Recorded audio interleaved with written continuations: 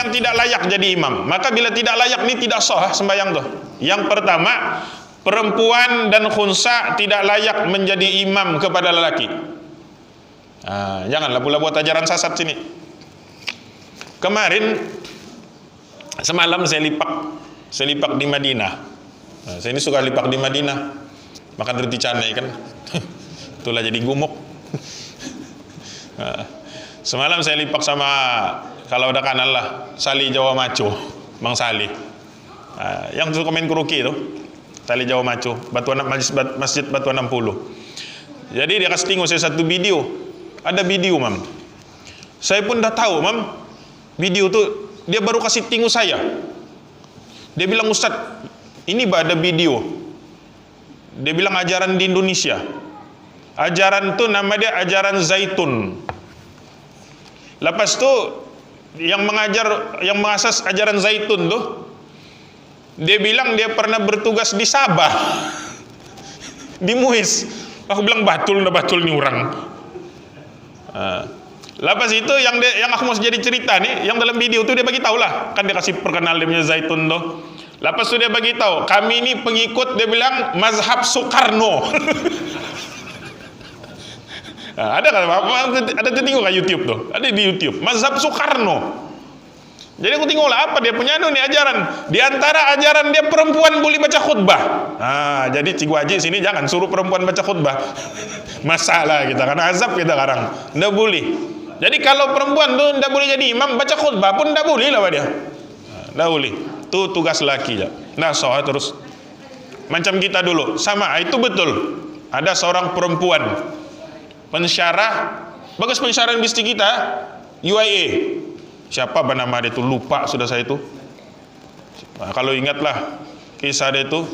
Jadi bila dia habis kontrak di UIA, dia balik lah pergi Europe.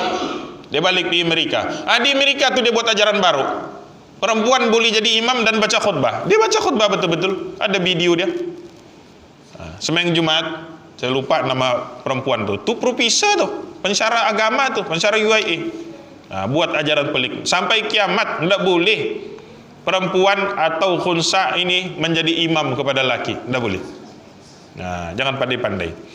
Kemudian yang kedua, perempuan dan khunsa tidak layak menjadi imam kepada khunsa. Ini masalah khunsa. Makanya khunsa ini tidak boleh berimam. Kalau imamnya tuh perempuan pun tidak boleh, khunsa pun tidak boleh. Khunsa sama khunsa pun tidak boleh. Jadi dia ini karena sembahyang sendiri-sendiri ya. Jadi kalau di rumah tuh bapaknya khunsa, anaknya khunsa, maka tidak boleh lah orang berimam makmum. Tidak boleh, apa boleh buat. Jadi macam mana lah tuh Ustaz? Makanya khunsa tuh dia hanya boleh berimam dengan imam lelaki saja. Bisa dengan perempuan tadi dia boleh berimam dengan imam lelaki, dia boleh berimam dengan imam sesama perempuan. Khunsa nih sesama khunsa pun dia tidak boleh. Itu martabat dia ini memang rendah betul, nomor 3. Kemudian yang ketiga, barulah kita kata tadi kanak-kanak. Itu kita sebut kanak-kanak yang memais. Tapi andai kata kanak-kanak itu belum memais. Belum memais itu Ustaz apa? Belum pandai toharoh, cuci kancing birak belum dengan sempurna, ambil wudhu pun masih tidak ketentuan. Maka yang ini memang tidak bolehlah jadi imam kepada kita. Itu baru betul. Baru betul. Jadi kalau contoh anak tuh sudah tahun 6. Tahun 6 tuh 12 tahun sudah betul? 12 tahun. Ambil wudhu pun tidak pandai. Tiba-tiba kita suruh jadi imam. Memang tidak boleh ya? Kan ajarlah dia dulu sampai pandai ambil wudhu. Pandai cuci kancing, pandai cuci birak, dia begitu. Kemudian yang keempat, barulah kita kata sama seperti tadi, yaitu orang yang ummi tidak layak menjadi imam kepada orang yang qori. Orang yang ummi tidak layak menjadi imam kepada orang yang qori. Qori itu maksudnya apa? Yang lebih baik daripada bacaan imam dia. Makanya kalau kita ini bagus bacaan kita, imam tu tidak bagus bacaan dia, rusak bacaan dia, maka pada ketika itu tidak layaklah dia jadi imam kepada kita. Tapi imam itu masih boleh menjadi imam, tapi hanya menjadi imam kepada yang sama taraf dengan dia, sama kedudukan dia, sama dia punya label bacaan. Yang tidak boleh itu yang yang tinggi bacaan saja yang tidak boleh. Tapi yang sama tidak ada masalah. Sebab itu janganlah terlampau mengumplin imam kita di kampung. Apa imam kami di kampung tuh saat baca Fatihah ada ketentuan. Padahal kita yang sama juga. Ada ketentuan Fatihah dia. Jadi bolehlah batu dia jadi imam. Janganlah petikai. Tapi kalau kita nih memang juhan tilawah, tuh lain cerita. Aku nih ustaz 5 kali sudah juhan tilawah antar bangsa. Yang itu batul lah. Tidak boleh lah kau berimam dengan imam tuh. Kau karena sembahyang sendiri ya. Kenapa? Ternyata kori ya betul. Ternyata kori. Tapi ini sama juga. Pertinggan tilawah sama juga. Kalau disuruh jadi imam, dia pun tidak mau jadi imam. Kenapa? Sadar diri. Bahkan sebab bacaan Fatihah masih ada ketentuan.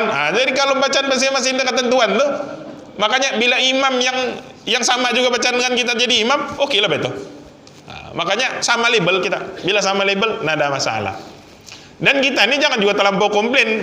Imam umi, ndak sos sembayang, ndak semua. Umi dia itu ada 2 kategori.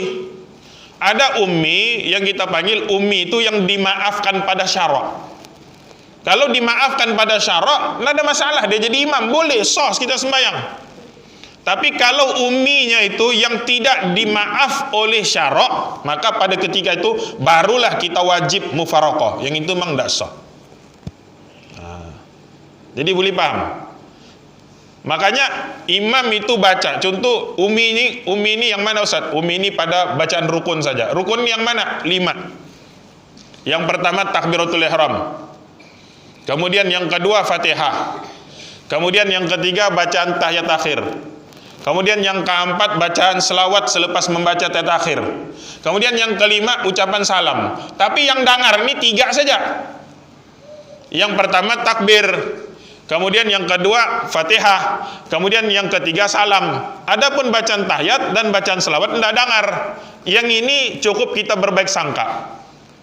Ustadz, imam kami itu mungkin baguslah dia punya takbir, baguslah dia punya Fatihah, baguslah dia punya salam. Tapi ucapan tahiyat dia tidak ngam tuh Ustadz, salah tuh. Pernah kita dengar? Enggak lah, aku agak-agak saja, dia bilang. Anda boleh lah. Iya.